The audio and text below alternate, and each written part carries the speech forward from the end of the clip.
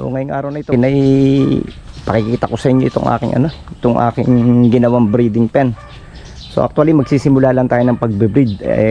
Wala naman tayong malaking puhunan para makapag-start ng large scale breeding. Kaya taste muna tayo kung anong meron tayo. Mahirap na mag-isip kagad tayo ng mga bagay na wala naman tayo. Kulang tayo sa budget. So ang ginawa ko dito mga ka-farmmates ay kinuha ko yung aking dating kulungan. Ito yung dating kulungan ng manok nung ako'y nag-aalaga pa ng mga breed ng mga quality chicken. Ini-stop ko nga lang at nag-venture ako into cattle. Kaya lang ay hindi tayo nagtagumpay sa cattle. Kaya naisipan natin na mag-breed ulit ng mga quality chicken. Ngayon, wala naman ako masyadong puhunan. Kaya sabi ko nga sa inyo kanina ay mag-start tayo kung ano ang meron tayo. So, pinagtagpi-tagpi ko lang ito. Tapos kumuha ko ng mga lumang yero na inilagay dito. Actually, ito ay dalawang kulungan. Ang ginawa ko, yung isang kulungan, biniak ko. Yan yung isang kulungan. Itong paste na to. Saka itong paste na to, biniak ko. Tapos nilagyan ko na lang ng makahabang kahoy dito sa baba na ito. Yan, para maging isang breeding pen.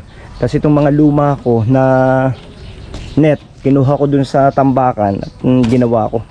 Tapos ito namang isa, para magkaroon ng isang paste dito, kasi kailangan ko ng dalawa. Ito kasing dalawa kong inahin ay nag-aaway, naglalaban. Kaya ang ginawa ko, pinaghiwalay ko sila. Ang ginawa ko ay kinuha ko itong isa kong kulungan. Ayan, isa pang kulungan yan. Tapos inilagay ko dito, ibinalandra ko dito. Tapos nilagyan ko siya ng ng dalawang kahoy sa gitna. Ayan, isang kwarto siya. So bali dalawang kwarto yan nagawa natin galing sa mga kulungan nating luma.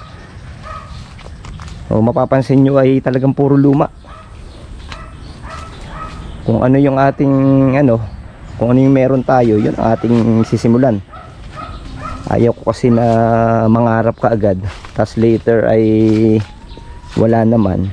So ang ating gagawin ay magsisimula tayo kung ano ang meron tayo.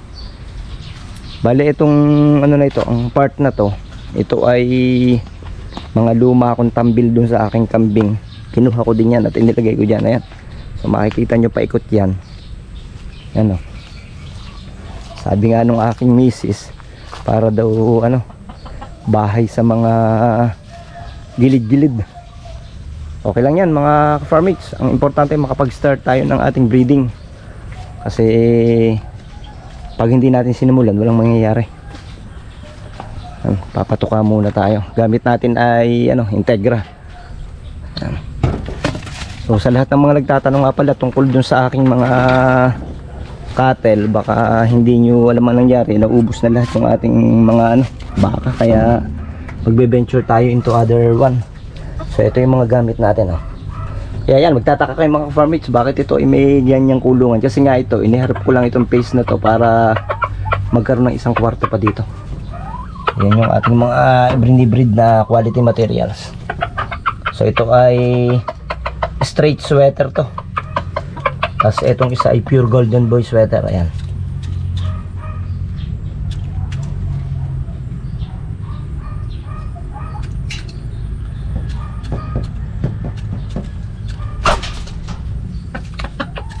Babago ko kasi pinagsama ito ngayon, kaya medyo alapa pa sila sa bawat isa. So okay lang na ganito yung ating breeding pen mga ka-farmmates. Kasi darating din naman ang time magpapagawa tayo ng maayos na breeding pen. For the meantime lang to para masimulan natin, kasi kung hindi tayo magsisimula ngayon, kailan pa? Ang ating kasing main goal dito is para magkaroon tayo ng mga quality materials na gagamitin natin. Inuulit ko, I'm not promoting any kind of sugal or breeding purposes to. Mag-breed tayo ng mga magagandang materials para gamitin. So ayan ang ating pure golden boy. And then ito yung sweater, Panama sweater by 5K sweater, straight breed. And then ito naman yung ating golden boy sweater. So mamaya ipakikita ko sa inyo yung nasa kabila, yung ating kelso, white kelso. Yan ang ating panara. Ayan lang, napakasimple.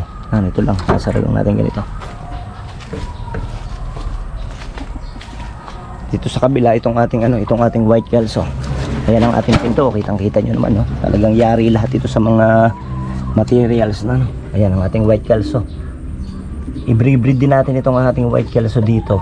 Ang isasama rin natin dito ay yung ating Panama by 5K. Ayan.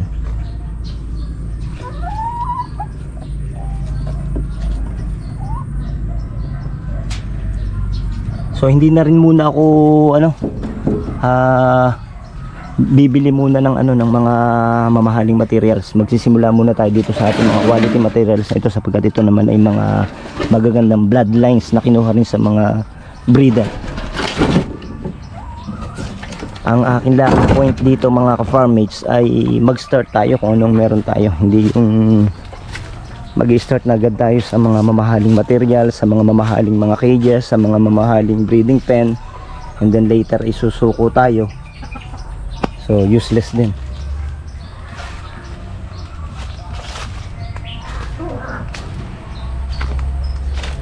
Ito yung likod, mga pinagtagni-tagni lang to mga ka-farmmates. Ito yung mga ginamit ko na na mga net. Tinanggal ko dun sa lumang kulungan dati. Yung ating breeding pen na gawa-gawa lang sa mga lumang materials.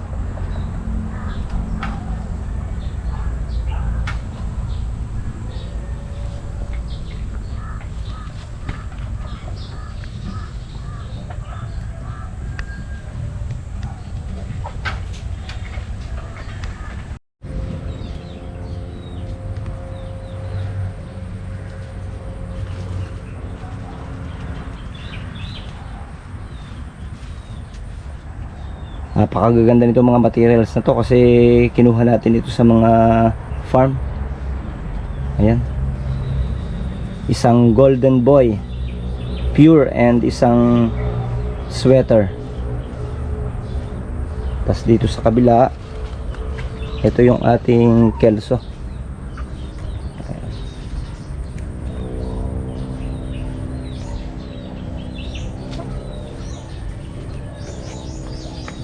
Ganyan talaga pagka mag-i-start tayo.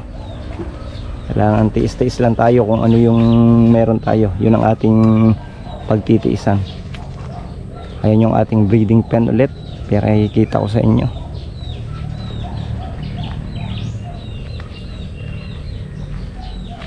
So dito sa area na to, maglalagay tayo ng mga tipi dito later. Ayan.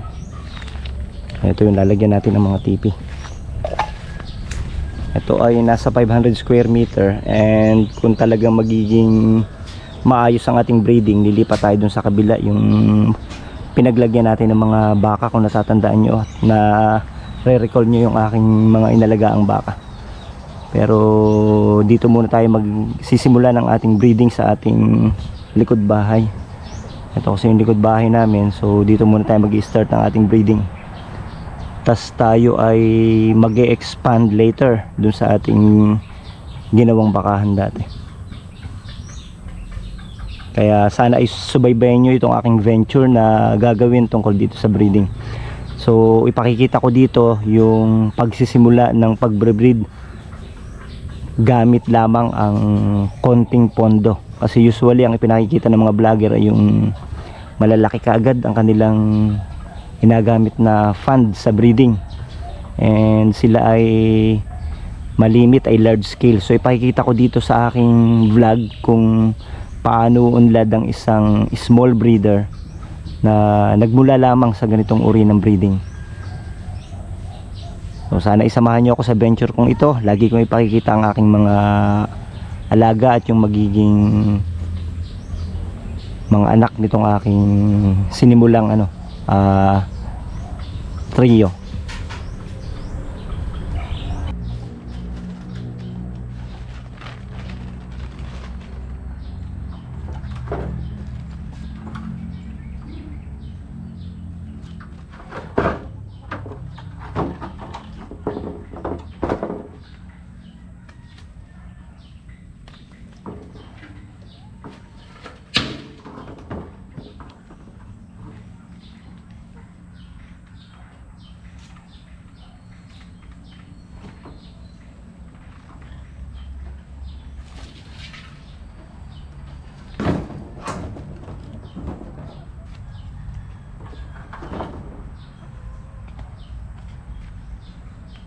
So saka tayo kukuha ng mga authentic na mamahalin kapag may sapat na tayong pondo.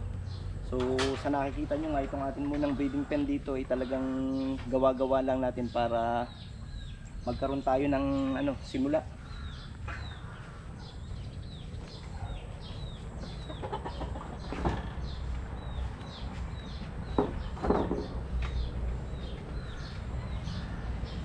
Sa mga hindi pa nga pala nakaka-subscribe sa ating YouTube channel, paki-subscribe nyo naman and sundan nyo ako dito sa aking bagong venture, ang ating game farm breeding. Maraming salamat po sa inyo lahat, sa lahat ng mga nanonood sa ating YouTube channel.